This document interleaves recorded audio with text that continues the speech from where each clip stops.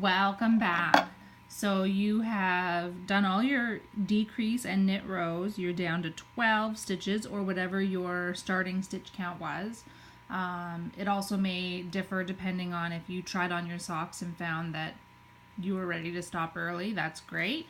But whatever the case may be, you're ready to do your Kitchener stitch to close up that heel hole. So the first thing you're going to need is your scissors. You're going to trim your yarn, and I trim it several inches. Better to have too much than too little. So you trim that, and then you're going to put the yarn onto your tapestry needle, and you're ready to go. So you're going to be putting your needle in to the stitches in either a knitwise or a purlwise direction. So when I say knit, I mean you're going in left of the stitch, back to the right. Purlwise, you're going in right of the stitch, forward to the left. Okay? So you're going to start off by going in knitwise on the first stitch on the front needle, because you've got both of your sets of stitches on both needles. You're going to go in knitwise in the front and slide that stitch right off and go through. And then you're going to go in purlwise and save that stitch on the needle. You're going to go to the back, purlwise, slip it off,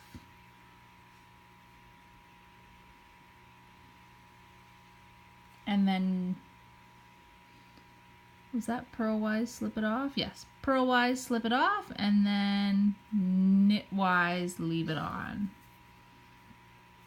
And then you're going to come back to the front, knit off, purl,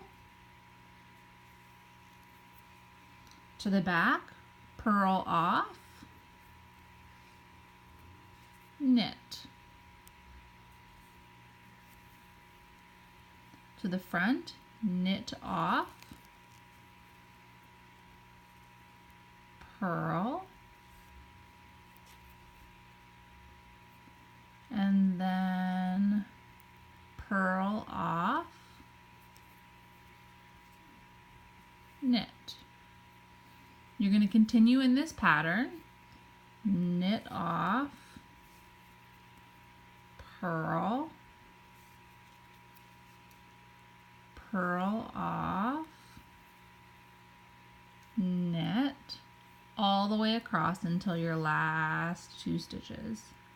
Now some people do a setup stitch at the beginning. I find that leaves a bump here, which I really don't like. So I skip the setup stitch and dive right in. So you're going to continue with your knit off,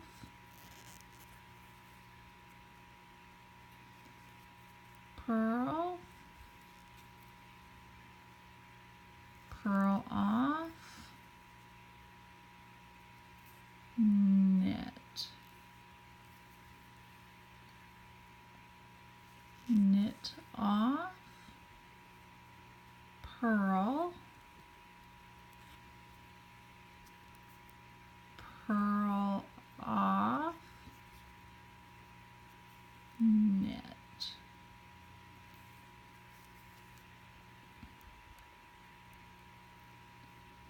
And knit off, purl, purl off, knit. And you're just going to keep going. This takes a little bit of time, but it's so worth the end result.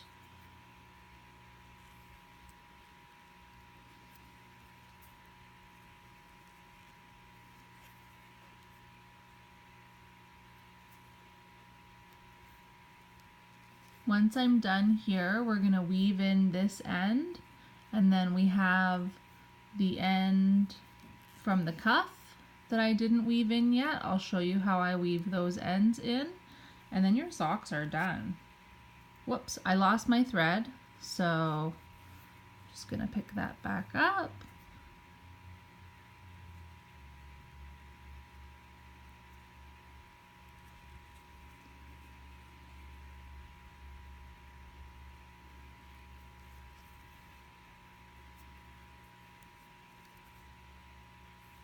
We're almost there.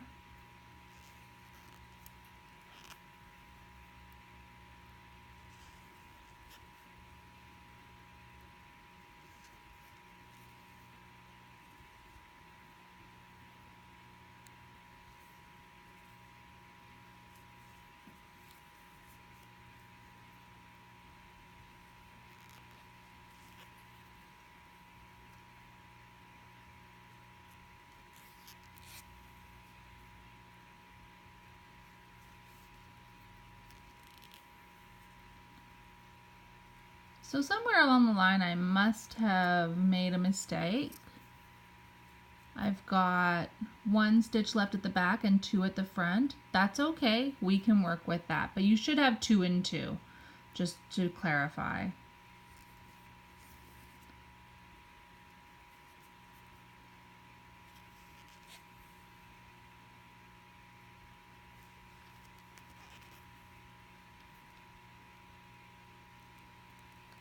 And there we go, we pull them off. And so that sock is technically all closed up. You can see how nice it looks in the top. It's very, I'm just gonna slide my hand in so you can see it a little bit better. So I can stretch it out and you can see that it looks more like it's just stitched along. And it looks like that's where we made our mistake, but that's okay because it still looks fine. So I'm gonna put my yarn back on my needle.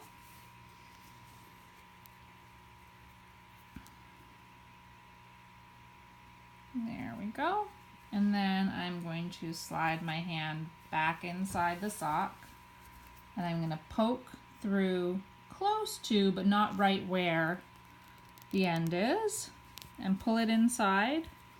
And then I'm going to weave in that end. So I'm going to flip it inside out. This is where my heel is. I'm just going to quickly loop it on a stitch or two.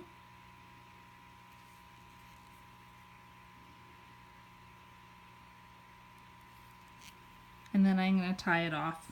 Okay, and that's the same thing that I'll do with the cuff, is I will pop that thread or that yarn in the needle,